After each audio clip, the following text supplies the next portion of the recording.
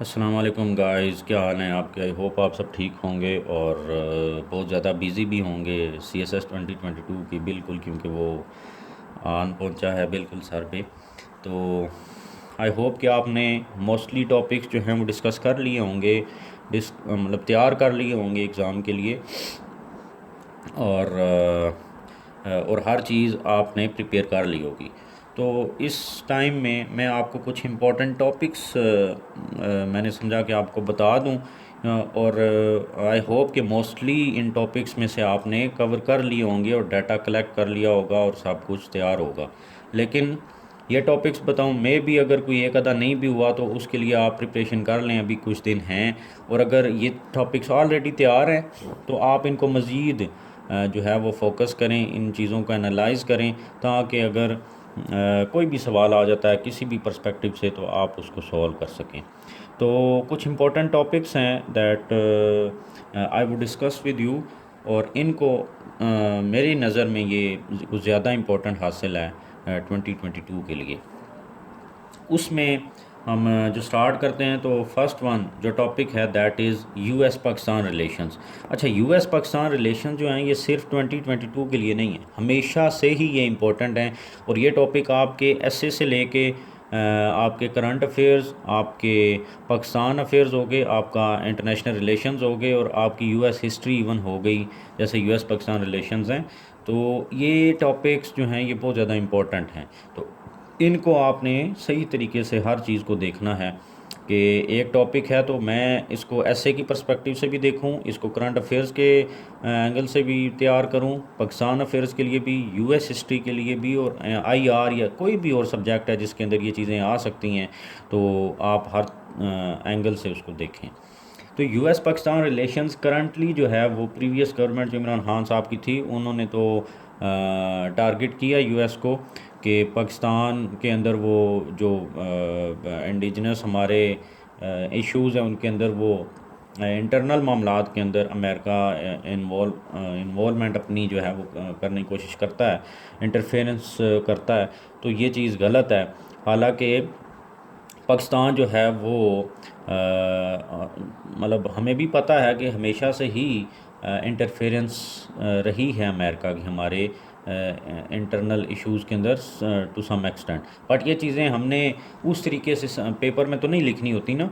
जहाँ जहाँ पर जो हिस्ट्री के अंदर जहाँ पर होती है चीज़ें जो हम लिख सकते हैं पेपर में, वो हमने लिखनी होती हैं। जैसे कि अफ़गान वार थी तो पाकिस्तान को यूज़ किया गया, अमेरिका में ने यूज़ किया अफ़गानिस्तान के अंदर, पहले रशिया को भगाने के लिए, और फिर जो है वो तालिबान के अगेंस्ट।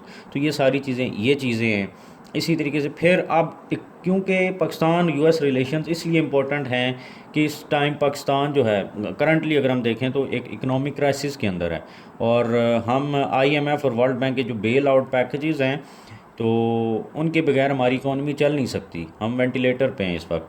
तो इस वजह से, क्योंकि IMF और वर्ल्ड बैंक जो है वो टोटली इन कंट्रोल है अमेरिका, तो इस टाइम पे हम किसी सूरत भी अमेरिका के साथ अपने रिलेशंस जो हैं वो ख़राब नहीं कर सकते, because America is very powerful and we are dependent on it, just not for defence, even economy जो हमारी इस वक्त है वो बहुत ज़्यादा क्राइसिस के अंदर है। इसके साथ साथ जो दूसरी चीज़ है, फिर इसके साथ साथ इकॉनमी अगर हम देखें तो इस वक्त वेस्ट के अंदर जो हमारा सबसे ज़्यादा एक्सपोर्ट्स हैं हमारी, वो अमेरिका को हैं, जो 6 से 7 बिलियन डॉलर्स के करीब हैं। और एक मुल्क जिसको हम सबसे ज़्यादा एक्सपोर्ट करते हैं दैट इज़ अमेरिका।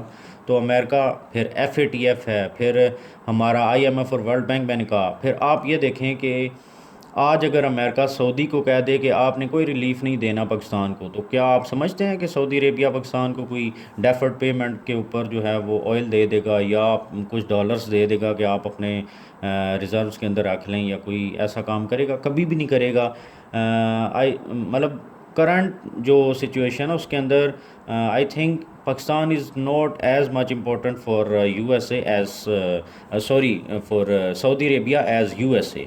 मतलब सऊदी अरेबिया के लिए USA is more important than Pakistan. तो ये चीज़ें हैं। फिर मतलब हर एंगल से आपने उसको देखना है, इकोनॉमिकली, पॉलिटिकली, रिलीजियसली, हर तरीके से। Second one is Saudi Arabia and Pakistan relations. Saudi Arabia previous government के अंदर किस, आप देखें कि एक टाइम आया कि सऊदी अरेबिया और पाकिस्तान के रिलेशन बहुत ज़्यादा मतलब ख़राब हो गए।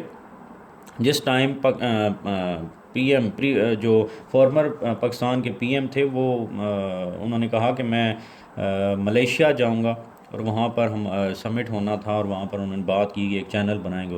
बेसिकली बैकग्राउंड में सऊदी अरेबिया ने जो ये किया या स्पेकुलेशंस जो थी पॉलिटिक्स के अंदर, वो क्या थी कि सऊदी अरेबिया अपने आप को मुस्लिम उम्मा का लीडर समझता है, जबकि मलेशिया और टर्की जो हैं, टर्की पर्टिकुलरली और उसके साथ पाकिस्तान अब उसका साथ दे रहा है और ये कोशिश कर रहे हैं कि जो मुस्लिम उम्मा की लीडरशिप है वो सऊदी अरेबिया से ले ली जाए। तो सऊदी अरेबिया ने तो इसको इस तरीके से अंडरस्टैंड किया, जिसकी वजह से उन्होंने कहा कि हम आपको जो है वो हर मुश्किल में पाकिस्तान को सपोर्ट करते हैं। आपकी कितनी ज़्यादा डॉलर्स जो हैं जो आप रिसीव करते हैं हर साल सऊदी अरेबिया और मिडल ईस्ट से, तो वो कितने ज़्यादा आप कर रहे हैं और फिर हम आपको हर टाइम सपोर्ट करते हैं और आप हमें छोड़ के उधर जा रहे हैं। तो वो एक टाइम था जब पाकिस्तान और सऊदी अरेबिया के रिलेशन बहुत ज़्यादा ख़राब हो गए, तो फिर बेहतर हुए, जबकि ये कभी भी नहीं हुआ पाकिस्तान और सऊदी के रिलेशंस के दरमियान। तो ये चीज़ है। फिर इसी तरीके से मतलब कश्मीर के ऊपर उन्होंने स्टांस नहीं लिया और पाकिस्तान ने इस बात को बहुत ज़्यादा फ़ील किया कि हमारे कहने पर इन्होंने एक बयान तक नहीं दिया और OIC का कोई फ़ायदा नहीं है और इस तरीके की बातें हुई। तो सऊदी अरेबिया इससे भी मतलब जो है वो ऑफेंड हुआ। तो सऊदी अरेबिया और पाकिस्तान के रिलेशंस किसी भी पर्सपेक्टिव से पूछे जा सकते हैं और ये आपने डिटेल में इनको देखना है। फिर Pakistan Russia relations and reaction of USA। अब देखें जो प्रीवियस हमारे फॉर्मर प्राइम मिनिस्टर हैं वो कह रहे हैं कि मैं गया हूँ रशिया और अपने फ़ायदे के लिए गया हूँ कि मुझे 30% जो है वो लेस मतलब सस्ती वहाँ से ऑयल एंड गैस मिल रही थी, तो अपने फ़ायदे के लिए गया हूँ। लेकिन ये US को ये बात अच्छी नहीं लगी। तो अब हमने इस चीज़ को बैलेंस करना है किस तरीके से कि अगर हम रशिया के साथ रिलेशंस अपने डेवलप करते हैं, रिवाइव करते हैं, तो what would be the reaction of from USA। तो USA का क्या रिएक्शन होगा, और अगर हम रिलेशन डेवलप करते हैं रशिया के साथ तो किस हद तक करेंगे, किस तरह के रिलेशन जो हैं वो हम रशिया के साथ डेवलप करेंगे, और ये सारी चीज़ें। अभी देखें USA जो है वो कितना सख्त उसने रिएक्शन शो किया है कि आप रशिया गए हैं जबकि वो अटैक कर रहा है यूक्रेन के ऊपर और हम यूक्रेन को सपोर्ट कर रहे हैं। तो ये चीज़ें ये आपने देखनी है। फिर revival of foreign policy of Pakistan, Pakistan की फ़ॉरेन पॉलिसी जो है उसको रिवाइव करना, that is very important for 2022। अब उसके लिए चैलेंजेस क्या हैं और ऑप्शंस क्या हैं पाकिस्तान के पास, तो ये चीज़ें। अब रिवाइवल फॉरेन पॉलिसी का दोबारा से, जैसे कि कहा जाता है कि हम फॉरेन पॉलिसी अपनी नेशनल इंटरेस्ट को प्रोटेक्ट करने के लिए होनी चाहिए। तो अब आप फॉरेन पॉलिसी कैसी बनाएंगे कि आप रशिया के साथ भी अच्छे रिलेशंस डेवलप करें, और जब आप रशिया के साथ डेवलप करें तो अमेरिका भी उससे ऑफेंड ना हो। वो जो है वो आपने एक बैलेंस रिलेशन डेवलप करने रशिया और उसके साथ USA के साथ। और फिर दूसरी तरफ आपने चाइना जो है उसके साथ अगर किस तरीके के रिलेशंस, क्योंकि चाइना को हम छोड़ नहीं सकते किसी भी सूरत, तो चाइना के साथ हम किस हद तक जा रहे हैं, जो कि फिर अमेरिका उसको कैसे देख रहा है। और फिर ये सारी चीज़ें जो है ना, मतलब जो बिग पावर्स हैं उनको आपने देखना है कि वो आपने उनके साथ रिलेशंस किस तरीके के रखने हैं, किस नौयत के रखने हैं, और अगर एक के साथ रिलेशन रखते हैं तो दूसरे का रिएक्शन क्या होगा। अब उस फॉरेन पॉलिसी को रिवाइव करने के लिए चैलेंजेस क्या होंगे, और फिर हमारे पास ऑप्शंस क्या हैं कि अगर हम सऊदी अरेबिया के साथ रिलेशन तो हमारे हैं, अगर हम ईरान के साथ रिलेशन अपने डेवलप करते हैं तो सऊदी अरेबिया कोई रिएक्शन तो नहीं शो करेगा, या कतर के साथ अगर मज़ीद हम अपने इकोनॉमिक रिलेशन डेवलप करते हैं तो सऊदी का क्या रिएक्शन होगा। तो ये सारी चीज़ें हैं जो कि हमारे लिए चैलेंजेस हैं। सऊदी अरेबिया और ईरान का जो कॉन्फ्लिक्ट है ये हमेशा से ही इम्पोर्टेंट रहा है हमारे हर पेपर के लिए, तो पाकिस्तान के लिए बहुत ज़्यादा इम्पोर्टेंट है। सऊदी अरेबिया और ईरान के दरमियान आपको पता है रिलेशंस है, और इस वक्त यमन के अंदर जो है वो बहुत ज़्यादा क्राइसिस है, और यमन की जो गवर्नमेंट है उसको सपोर्ट हासिल है सऊदी अरेबिया की, और वहाँ पर जो रेबल्स हैं, जो बागी लोग हैं, उनको सपोर्ट कौन कर रहा है? That is Iran. तो अब ईरान जो है वो बहुत ज़्यादा अटैक्स भी करवा रहा है। आपको पता होना चाहिए कि यमन से बहुत ज़्यादा अटैक्स हुए हैं ऑयल फील्ड्स के ऊपर, जैसे अरामको के ऊपर हुए और बाकी। तो अब सऊदी अरेबिया डायरेक्टली कहता है कि ईरान करवाता है। तो अब हमारा ईरान जो है वो इमीडिएट नेबर है, जो कि हम जिसके साथ किसी सूरत भी मतलब अपने रिलेशंस ख़राब नहीं कर सकते। इमीडिएट नेबर है हमारा। और आपको पता है कि आप जो इस्लामाबाद पाकिस्तान से हमने एक रेल जो चलाई यहाँ से, जो टर्की जाती है ईरान से पास होके, तो हमारे लिए फॉर फ्यूचर के अंदर ईरान जो है वो बहुत ज़्यादा इंपॉर्टेंट है। और अगर इससे पाबंदियाँ हटती हैं तो हमारा जो एनर्जी क्राइसिस है उसको सबसे पहले अगर कोई ख़त्म करेगा तो दैट इज़ ईरान। तो ये चीज़ें, फिर सऊदी अरेबिया, अगर हम ईरान के साथ क्लोज जाएंगे तो सऊदी अरेबिया क्या कहेगा? वो हमें इस वक्त हर वक्त सपोर्ट करता है। ये चीज़ें हैं। और economy, economy is very very and very important. हमारा ट्रेड डेफिसिट वो बहुत ज़्यादा बढ़ चुका है, क्योंकि अब जो प्रीवियस गवर्नमेंट कहती रही वो कहती रही कि हमारी एक्सपोर्ट्स बढ़ी हैं, लेकिन आपने इस चीज़ को फोकस करना है कि वो एक्सपोर्ट्स कैसे बढ़ी हैं। क्या हमारा जो गुड्स हैं वो हमने ज़्यादा इंपोर्ट्स एक्सपोर्ट करना शुरू कर दी, मटेरियल हमने ज़्यादा एक्सपोर्ट किया है, या वो वैल्यू ड्रिवन है कि डॉलर महंगा हुआ, रुपया सस्ता हुआ, तो अब अगर कोई बाहर से पेमेंट आती है तो रुपयों में वो बढ़ जाती है, लेकिन हमने मटेरियल या गुड्स जो बाहर एक्सपोर्ट की वो उनमें कोई इंक्रीज़ नहीं आया। तो इन चीज़ों को आपने फोकस करना है। अच्छा, ट्रेड डेफिसिट बहुत ज़्यादा बढ़ा, करंट अकाउंट डेफिसिट दोबारा बहुत ज़्यादा बढ़ रहा है, हमारी रिमिटेंसेस कितनी आ रही हैं, और हमने लोन कितना जो है वो लिया है, कितना वापस पे बैक करना है, इस वक्त इकोनॉमिक सिचुएशन क्या है मुल्क की, ये सारी चीज़ें आपको पता होना बहुत ज़रूरी हैं। फिर FATF है, ये भी इकोनॉमी के टॉपिक के अंदर आएगा। तो इसके साथ IMF और वर्ल्ड बैंक हैं। IMF और वर्ल्ड बैंक के बेल आउट पैकेजेस के ऊपर हमारी इकोनॉमी रन होती है, तो हमने इन चीज़ों को देखना है। और corruption and NAB, this is also important. Taxation, taxation जो इनडायरेक्ट टैक्सेशन है वो पाकिस्तान की महंगाई, और पाकिस्तान के अंदर जो टैक्सेशन प्रोसेस है जिसको ख़राब होता है, ख़राब टैक्सेशन प्रोसेस है, ये उसकी बड़ी वजह है। जब तक हम डायरेक्ट टैक्सेशन नहीं करेंगे और उन लोगों से टैक्स नहीं लेंगे जिनके ऊपर वाकई में टैक्स लगना चाहिए, तो उस वक्त तक हमारी गवर्नमेंट के पास पैसा भी कलेक्ट नहीं होगा, और अवाम तक जो है पब्लिक सर्विस डिलीवरी वो भी हो नहीं पाएगी, और हम सिर्फ़ और सिर्फ लोन्स के ऊपर ही डिपेंडेंट रहेंगे। पूरी दुनिया अगर टैक्सेशन के ऊपर चल रही है तो हमें भी अपना जो टैक्सेशन का सिस्टम है उसको ठीक करना पड़ेगा। फिर increasing inflation, this is also very important. Islamophobia हर साल पेपर में आता है, और ये किसी भी एंगल से आ सकता है, और पर्टिकुलरली इस वक्त जो इस्लामोफोबिया के ऊपर एक दिन रखा गया, और वो उसके अंदर पाकिस्तान का क्रिटिकल रोल है। जो former prime minister of Pakistan थे इमरान खान, उन्होंने ही played a very vital role उन्होंने प्ले किया, और उसका आउटपुट क्या हुई कि एक डे अब जो है वो सेलिब्रेट किया जाएगा, और इस्लामोफोबिया के लिए, इस्लामोफोबिया के ऊपर बात करने के लिए, और इस्लाम की जो रियल पिक्चर है या उसका तालीम है वो उसको बताया जाएगा। तो वेस्ट का रोल रिएक्शन, तो फिर रोल ऑफ मुस्लिम जो हैं, और पर्टिकुलरली पाकिस्तान, ये आपने देखना है। ये ज़रूरी नहीं है ऐसे के अंदर आए, किसी भी पाकिस्तान अफेयर्स या करंट अफेयर्स के अंदर ये पूछा जा सकता है।